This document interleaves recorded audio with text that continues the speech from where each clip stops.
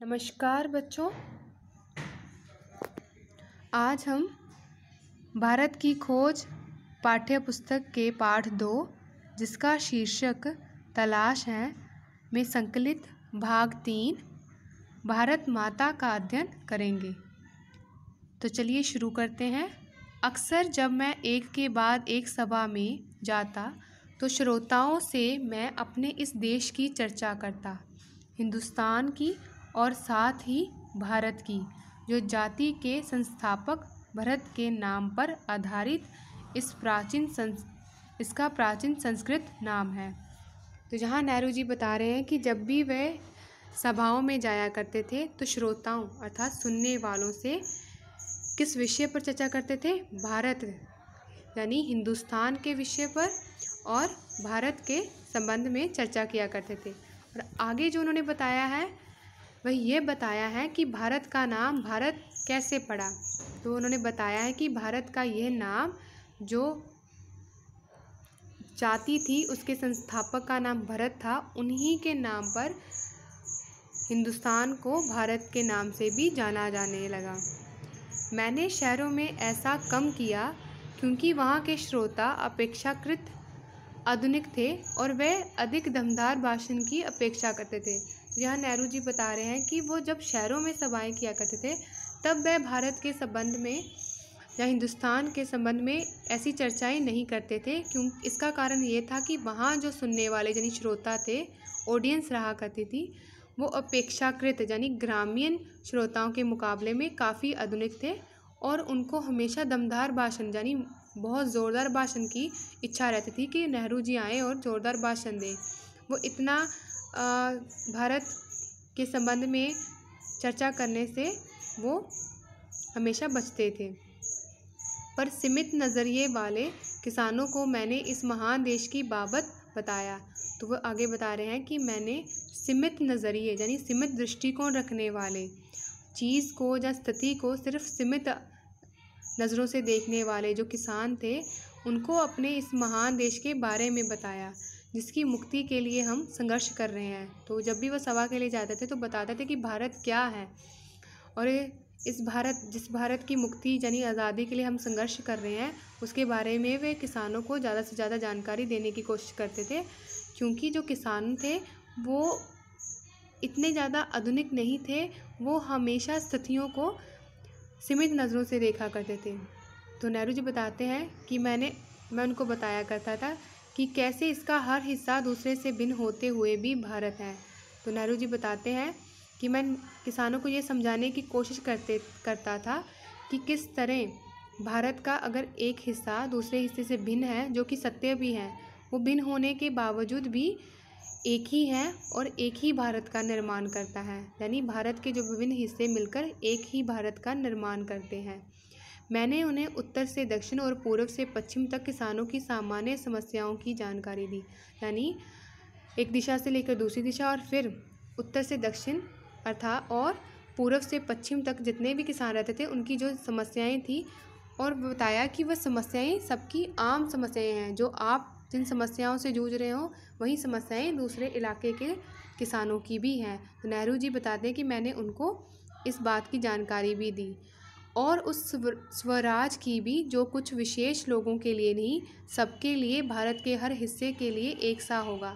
और साथ ही ये बताते हैं स्वराज शब्द का अर्थ होता है अपना राज। तो वो बताते हैं कि जिस स्वराज के लिए, जिस आज़ादी के लिए वो संघर्ष कर रहे हैं, जब ये प्राप्त होगा तो ये भारत के लिए हर एक हिस्से के लिए एक जैसा होगा। यानी तब हर तरफ समानता का ही दृश्य होगा, सबको समानता प्राप्त होगी।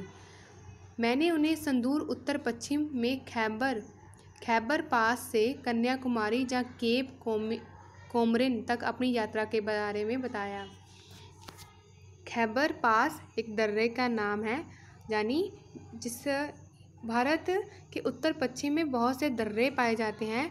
इन दर्रों के रास्ते से ही बहुत से आक्रमणकारी प्राचीन समय में भारत पर आक्रमण करते रहे हैं। तो वो यहाँ नेहरू जी बता रहे हैं कि मैंने बहुत दूर उत्तर पश्चिम में जो खैबर दर्रा यानी पास था, उससे लेकर यानी कन्याकुमारी या केप कोमरिन तक जो यात्रा की थी उसके संबंध में किसानों को बताया।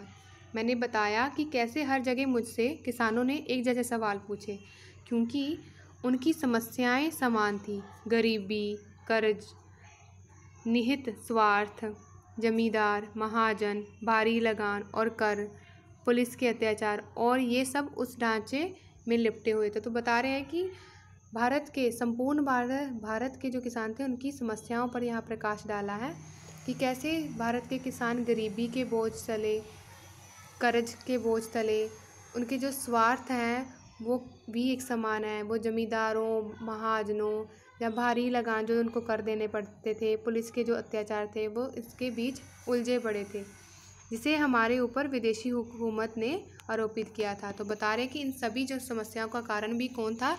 जो विदेशी हुकूमत शब्द का अर्थ होता है शासन। तो ये विदेशी हुकूमत ने ही हम पर ये सारे जो समस्याएं थी हमारे किसानों पर थोपी थी। साथ ही यह भी कि राहत भी सबके लिए आनी चाहिए, और ये भी वे किसानों को ये बताने की कोशिश करते थे कि जब भी सूखा समय आएगा और जो भी कोशिश की जा रही है सूखा समय लाने की, तो वो सभी के लिए एक समान आनी चाहिए।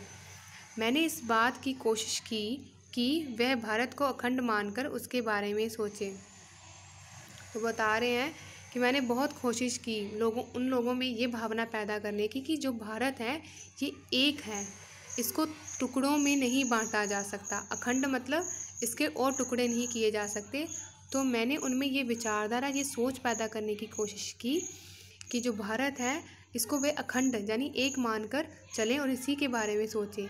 साथ ही थोड़ा बहुत उस विराट विश्व के बारे में भी सोचें जिसके हम एक हिस्से हैं। तो जहाँ नेहरू जी अपनी जो विशाल उनकी विचार शक्ति है उस पर प्रकाश डाल रहे हैं। असल में नेहरू जी के मन में देश के प्रति प्रेम था ही, साथ में विश्व के प्रति भी उनके मन में बहुत प्रेम था, पूरी मानव जाति के प्रति उनके मन में बहुत प्रेम था। तो उन्होंने कोशिश की वे किसानों के मन में संपूर्ण भारत के साथ साथ संपूर्ण जो विश्व है उसके प्रति भी जो सम्मान, आदर, वो भावना है वो पैदा कर सके। ये काम बहुत आसान नहीं था पर उतना मुश्किल भी नहीं था जैसा मैंने सोचा था। तो नेहरू जी यहाँ बता रहे हैं कि किसानों में ये भावना पैदा करना कि भारत एक ही है, ये काम इतना आसान नहीं था पर इतना मुश्किल भी नहीं था जितना मैंने सोच लिया था। हमारे प्राचीन महाकाव्यों, पुरागाथाओं और दंत कथाओं की उन्हें पूरी जानकारी थी। जो इतने महाकाव्य यानी रामायण, महाभारत, पुरागाथाएँ यानी पुरानी कहानियाँ, दंत कथाएँ जो भी जनश्रुतियाँ प्रचलित थी लोगों में, जो भी विभिन्न तरह की कथाएँ प्रचलित थी जिसकी सच्चाई के बारे में कुछ कहा नहीं जा सकता। तो वो बता रहे कि किसानों को उसके बारे में बहुत सी जानकारी थी। आगे वे बता रहे हैं इस साहित्य ने अपने देश की अवधारणा से उन्हें परिचित करा दिया था। तो वो बता रहे हैं कि प्राचीन महाकाव्यों, पुरागाथाओं और दंत कथाओं की जो जानकारी थी, ये जो सारा साहित्य था, इस साहित्य की जानकारी ने ही उन्हें भारत के संबंध में बहुत सी जानकारी दे दी थी। इन लोगों में से हमेशा कुछ ऐसे भी होते थे जिन्होंने भारत के चारों कोनों में स्थित धार्मिक स्थलों की यात्रा की थी। जहाँ नेहरू जी बता रहे हैं कि इनमें से जिन लोगों से वो बातचीत करते थे उनमें से काफ़ी लोग ऐसे थे जिन्होंने भारत के चारों कोनों यानी उत्तर, दक्षिण, पूर्व, पश्चिम में जितने भी धार्मिक स्थल थे उनकी यात्रा की थी। तो एक तरह से ये बता रहे हैं कि जिन किसानों को वे जो समझाने की कोशिश कर रहे थे, तो ये काम मुझे चाहे मुश्किल लग रहा था परंतु इतना मुश्किल इसलिए नहीं लगा। एक तो उन्हें भारत के साहित्य के बारे में जानकारी थी और उनमें से बहुत से ऐसे लोग थे जिन्होंने धार्मिक स्थलों की यात्रा की थी, तो इस प्रकार उन्हें प्रत्यक्ष अनुभव भी प्राप्त थे। तो ऐसे लोग मौजूद थे, इसलिए ये कार्य इतना मुश्किल नहीं लगा। कभी कभी जैसे ही मैं किसी सभा में पहुंचता, मेरे स्वागत में अनेक कंठों का स्वर गूंज उठता था, यानी अनेक एक साथ बहुत से गले यानी बहुत सी आवाज़ें उठती थी। भारत माता की जय, यानी उनके लिए जब भी वो जाते थे तो उनके स्वागत में ये नारा लगने लगता था, भारत माता की जय। मैं उनसे अचानक प्रश्न कर देता कि इस पुकार से आपका क्या आशय है। तो कहते मैं उनसे प्रश्न कर देता, ये जब ये जयकारे लगाते थे तो मैं उनसे पूछता कि आप जो ये जयकारे या नारे लगाते हो इसका क्या अभिप्राय है, क्या अर्थ है। मेरा प्रश्न उन्हें मनोरंजक लगता, यानी उनको बहुत अच्छा लगता और चकित भी कर देता, हैरान कर देता। उनकी ठीक ठाक समझ में नहीं आता कि वे मुझे क्या जवाब दें, यानी वो सोच में पड़ जाते कि इस प्रश्न का क्या उत्तर दें। तब वे एक दूसरे की ओर और फिर मेरी ओर ताकने लगते, यानी देखने लगते।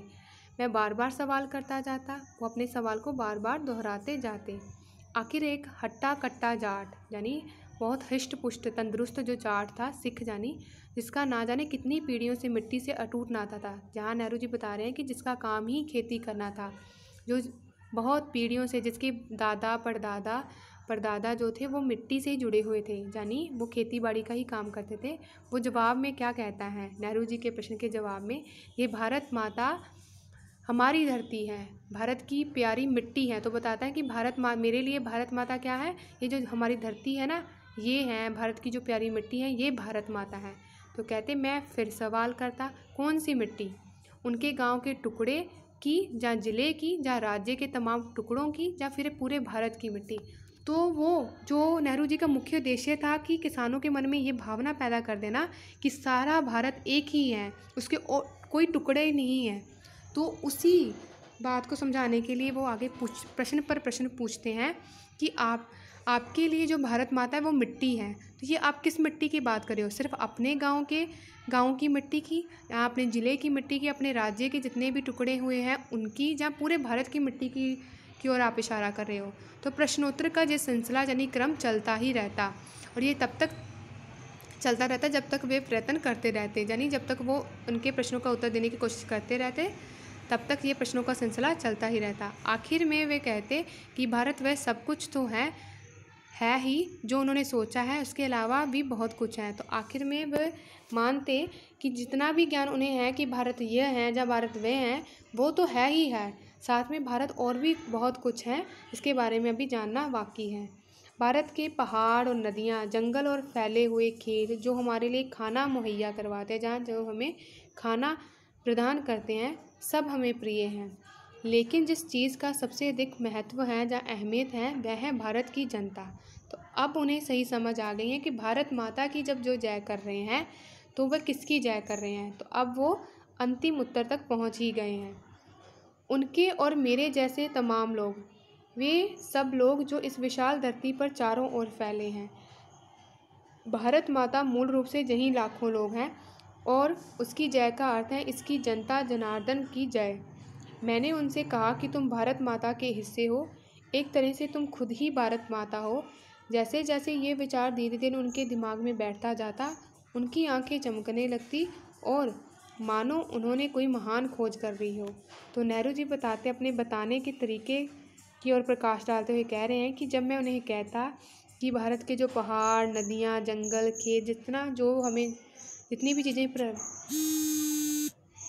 प्राप्त हैं, वो हमें सब जो हैं ये सभी के सभी, और भारत के जितने भी लोग हैं, ये सारे लोग ही जो हैं यही भारत माता के हिस्से हैं। और जब आप भारत माता की जय का नारा लगाते हो, तो तब आप खुद की ही जय कर रहे होते हो।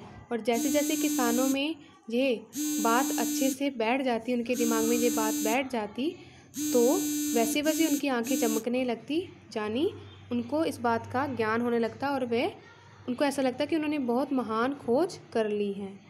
आशा करते हैं कि इस पाठ में आए विचारों से आप अच्छी तरह से अवगत हो गए होंगे। धन्यवाद।